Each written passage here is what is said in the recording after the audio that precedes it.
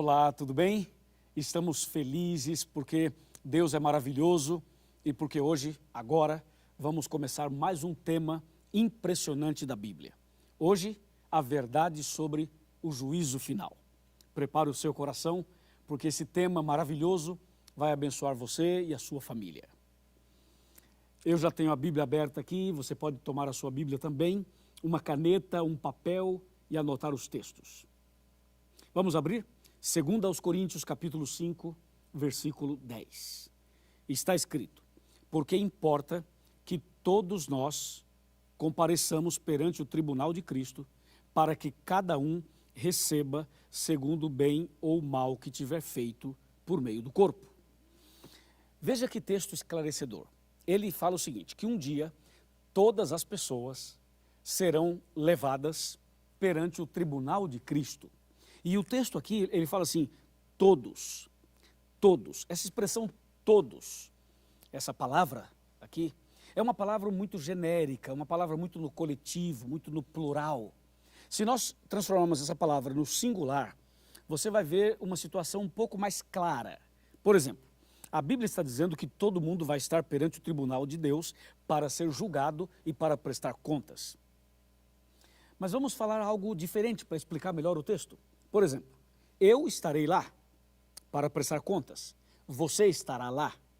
Todos os pastores, todos os sacerdotes, todos os bispos, o Papa, o pai de santo, a mãe de santo, os jogadores de futebol, os artistas de televisão, os cantores, as pessoas famosas, os políticos, as pessoas anônimas. Eu estou falando assim, citando vários nomes e cargos, para você ter uma ideia de que um dia todo mundo vai comparecer perante o tribunal de Deus para receber uma recompensa de acordo com aquilo que fez. E esse dia é o que a Bíblia chama de juízo final. Todos nós vamos prestar contas a Deus de tudo aquilo que a gente fez ou deixou de fazer. Agora, uma pergunta muito importante tem que ser feita para que a verdade sobre o juízo fique clara para você. O juízo final ocorrerá quando? Ocorrerá antes, durante ou depois da volta de Jesus? Essa é a pergunta chave para você entender melhor o tema de hoje. Bem, o juízo final, de acordo com a Bíblia, está dividido em 3 fases. A primeira fase está acontecendo agora. A segunda fase ocorrerá durante o milênio. E a terceira fase ocorrerá depois do milênio. Então, fique atento. A primeira fase, que é agora, aparece em Apocalipse 14, versos 6 e 7. Quer ver?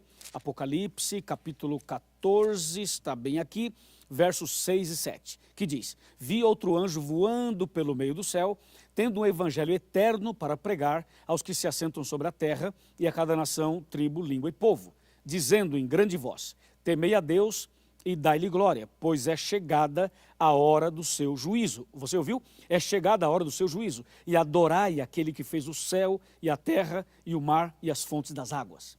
Esse texto fala de um juízo presente, diz, chegou a hora do juízo.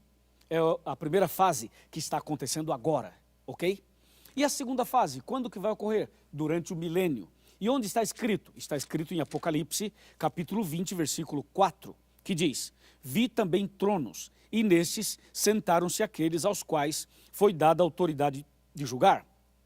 Vi ainda as almas dos decapitados, por causa do testemunho de Jesus, bem como por causa da palavra de Deus, tanto quantos não adoraram a besta, nem tampouco a sua imagem, e não receberam a marca na fronte e na mão, e viveram e reinaram com Cristo durante 1000 anos. Esse juízo do verso 4 será durante os 1000 anos, como diz o próprio verso 4. E a terceira e última fase será depois do milênio, exatamente o que aparece aqui em Mateus capítulo 25, versículo 34 e 41. Mateus capítulo 25, está aqui verso 34. Então o rei dirá aos que estiverem à sua direita: vinde benditos de meu Pai, e entrai na posse do reino que vos está preparado desde a fundação do mundo. Amém. Olha agora o verso 41. Então o rei dirá também aos que estiverem à sua esquerda: apartai-vos de mim, malditos, para o fogo eterno, preparado para o diabo e seus anjos. Aqui você tem a terceira e última fase do juízo. Então lembre-se, são 3 fases.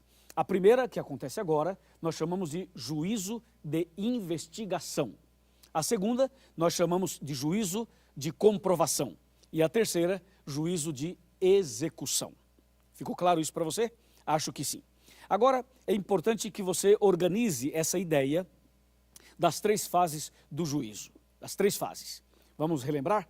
A primeira fase está acontecendo agora, porque agora Jesus está no lugar santíssimo do santuário celestial, intercedendo por nós. Então essa primeira fase, como você pode ver, é a fase investigativa, é a fase de investigação.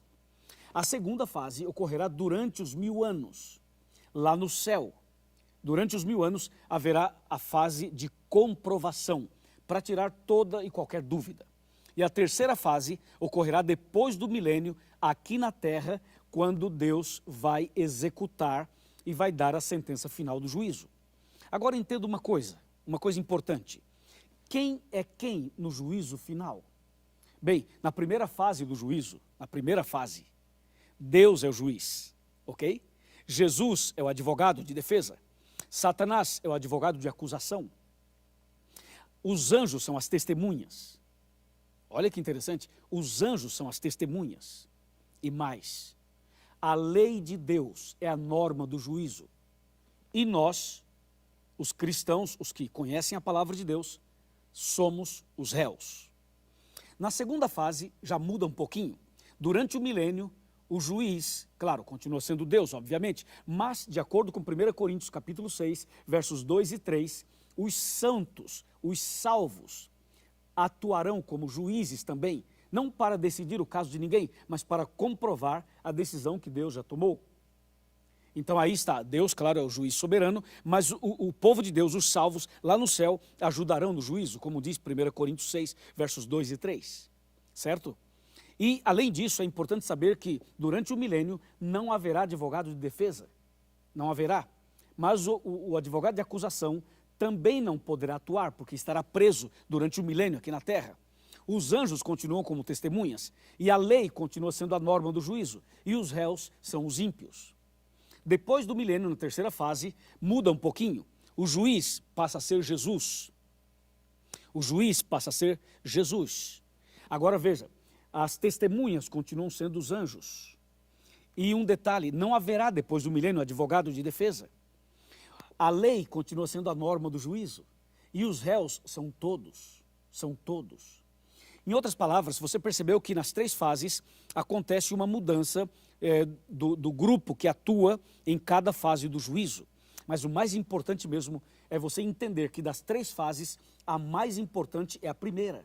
Não é a segunda e nem a terceira, porque a primeira define tudo. A primeira fase, ou seja, agora, define quem vai para o céu e quem não vai. Ok? Por isso, você precisa entender o seguinte. Hoje, durante a vida, enquanto você e eu estamos vivos, esse é o momento crucial, é o momento principal, é o momento em que a gente decide onde vamos passar a eternidade. Por isso que a primeira fase do juízo, a fase de investigação, é a mais importante. E mais importante também, porque agora Deus é o juiz e Jesus é o advogado. Então você tem um advogado, você tem um intercessor, você tem um mediador. Se você pecar, lembre-se que Jesus intercederá por você. Se você cometer algum erro, alguma falha, e você se arrepender e confessar para Deus em nome de Jesus, Ele perdoa você e Ele prepara você para a vida eterna. É isso. Por isso, a primeira fase do juízo é fundamental. Agora vem uma pergunta muito importante para que a verdade do juízo fique clara para você. A pergunta é, o que é que Deus vai considerar no juízo? O que é que Deus vai considerar no julgamento final? Eu quero chamar a sua atenção para Eclesiastes. O livro de Eclesiastes responde essa pergunta. Nós vamos abrir aqui, depois de Provérbios, aí nós temos o livro de Eclesiastes. Nós vamos abrir no capítulo 12 e vamos ler o versículo 14, 12 e 14. Diz assim, porque Deus há de trazer a juízo todas as obras, até as que estão escondidas, quer sejam boas, quer sejam más. Entendeu? Então, o que é que Deus vai julgar no juízo final? Ele vai julgar todas as obras, todas, as boas e as más, até aquelas que estão escondidas. Bem, qual tipo de obra a gente esconde? A boa ou a má? Com certeza, a má. Eu quero falar mais sobre esse assunto e por isso eu vou sentar aqui na minha cadeira e você já está aí sentado na sua casa e nós queremos conversar sobre isso. Vem mais perto, chega mais perto para a gente conversar sobre esse ponto importante, fundamental do estudo de hoje. Veja só, normalmente, quando a pessoa comete um pecado, a tendência dele é esconder o pecado. A tendência é ele fazer de uma maneira que ninguém perceba, que ninguém conheça, que ninguém veja. Inclusive a família, ou quem sabe os próprios superiores da igreja, pastor, etc. Mas lembre-se de uma coisa, tudo que a gente faz pode ser escondido dos homens, mas não será oculto perante Deus. Então tudo que você já fez e tudo que você faz, através de obras, palavras e pensamentos, tudo isso será considerado no juízo final. Só tem uma coisa que poderá livrar você da perdição eterna. Só tem uma saída. E essa única saída é Cristo Jesus. O que é que tem que ser feito? Tem que ser feito assim. Você precisa estudar a Bíblia, como você já está fazendo agora. Precisa se arrepender dos pecados, confessar os pecados para Deus e pedir perdão em nome de Jesus. Aí Jesus vai interceder por você, porque Ele é o seu advogado. E depois que você confessar os pecados, então Deus perdoará você por causa dos méritos de Jesus. Aí você tem que ser batizado. Quando você for batizado nas águas por imersão, então todos os seus pecados serão eliminados. Você será perdoado de todos os pecados. E no dia do seu batismo, Deus registra o seu nome lá no céu, no livro da vida. E toda pessoa que tiver o nome no livro da vida é um candidato à vida eterna. Claro que o nome pode ser riscado do livro da vida também, daqueles que abandonam a fé e abandonam tudo. Mas para que o seu nome esteja lá, você precisa aceitar Jesus como Salvador, se arrepender dos pecados, confessar os pecados, abandoná-los, sepultá-los no batismo. Aí sim, o seu nome estará registrado lá. E a Bíblia diz que só poderá entrar no reino dos céus, só poderá entrar na vida eterna aquele cujo nome está no livro da vida. Apocalipse 21, verso 27. E aí, meu amigo, eu pergunto a você, o seu nome está no livro da vida? O nome da senhora está no livro da vida? Você já fez a sua entrega, já tomou sua decisão? Ou está estudando a Bíblia aí há 10 anos e até agora nada? O que está faltando para você? Lembre-se, no juízo final, Deus é o juiz, mas Jesus é o seu advogado. E agora Jesus intercede por você. Então aproveite o tempo da graça, o tempo da misericórdia e vá a Jesus de coração aberto, conte tudo para Ele, peça perdão para Ele. Ele vai perdoar você, vai te dar um novo coração, você vai ser batizado. Nós queremos batizar você, eu quero batizar você, os meus colegas pastores querem batizar você, queremos sepultar sua velha vida e pela graça de Deus, você vai ser uma nova criatura. Amém? Você aceita o batismo? Você quer ser batizado? Quer o seu nome no livro da vida? Vamos ver, se você quer mesmo, então fica em pé. Vai, fica em pé aí na sua casa. Vamos, levanta, meu amigo. Levanta desse sofá, fica em pé agora e diz, pastor, eu quero ser batizado. Vamos, irmã, irmã Maria. Irmã Maria, vamos, levanta, minha filha, levanta. É agora a hora da sua decisão. Ei, você que é jovem, você que se afastou da igreja, está afastado da igreja, agora é hora de você voltar, é hora de você recomeçar, é hora de nascer de novo. Ei, você que chegou agora do trabalho, está assistindo o DVD, está cansado, Jesus está chamando você.